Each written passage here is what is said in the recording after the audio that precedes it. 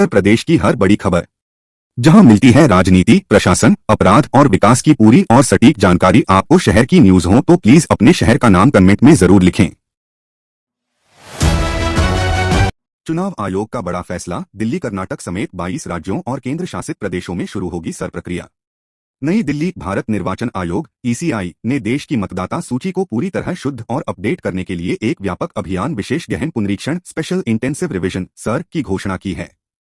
बिहार में इस प्रक्रिया के सफल समापन के बाद अब इसे दिल्ली, कर्नाटक, उत्तर प्रदेश और पश्चिम बंगाल जैसे बड़े राज्यों सहित कुल 22 राज्यों और केंद्र शासित प्रदेशों में चरणबद्ध तरीके से लागू किया जा रहा है।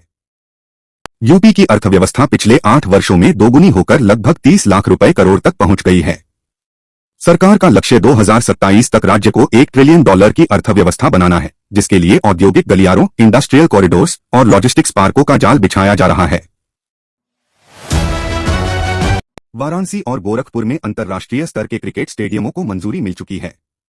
वाराणसी में PPP मॉडल पर स्टेडियम का काम तेजी से चल रहा है, जबकि मेरठ में मेजर ध्यानचंद राज्य खेल विश्वविद्यालय का निर्माण अंतिम चरण में है। लखनऊ और कानपुर के बीच कनेक्टिविटी को रफ्तार देते हुए 63 किलोमीटर लंबा यह एक्सप्रेसवे फरवरी 2026 तक संचालित होने के करीब है। इससे दोनों शहरों के बीच यात्रा का समय घटकर केवल 40 मिनट रह जाएगा।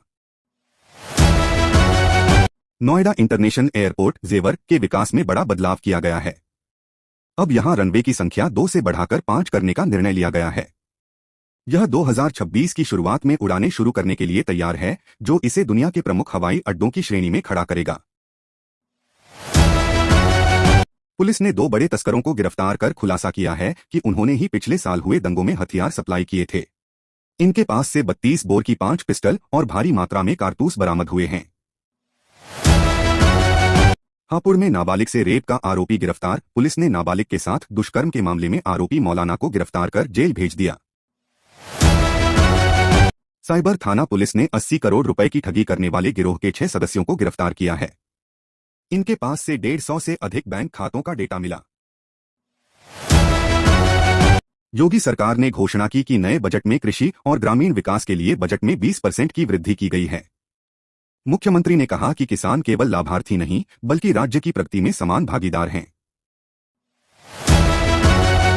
यूपी बोर्ड परीक्षाओं के बीच सीएम ने स्पष्ट किया कि शिक्षा माफियाओं के खिलाफ जीरो टॉलरेंस की नीति जारी रहेगी। उन्होंने अधिकारियों को निर्देश दिया कि परीक्षाओं में गड़बड़ी करने वालों पर रासुका, NSA जैसी कड़ी कार्रवाई की जाए। मुख्यमंत्री ने दावा किया कि उत्तर प्रदेश देश में इलेक्ट्रिक वाहनों की बिक्री में 19% हिस्सेदारी के साथ अग्रणी राज्य बन गया है। उन्होंने इसे राज्य की इमर्जिंग टेक्नोलॉजी नीति की सफलता बताया।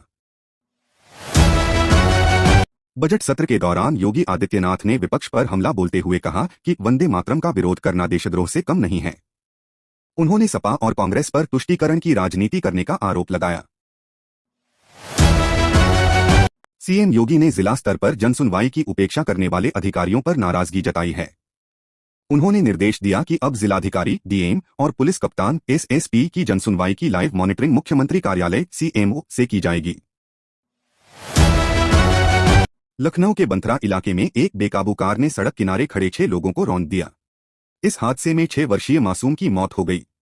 कार चालक, जो खुद एक छात्र है, को गिरफ्तार कर लिया गया है। जगतपुर थाना क्षेत्र में एक तेज रफ्तार वाहन की चपेट में आने से 4 युवतियों की मौत हो गई।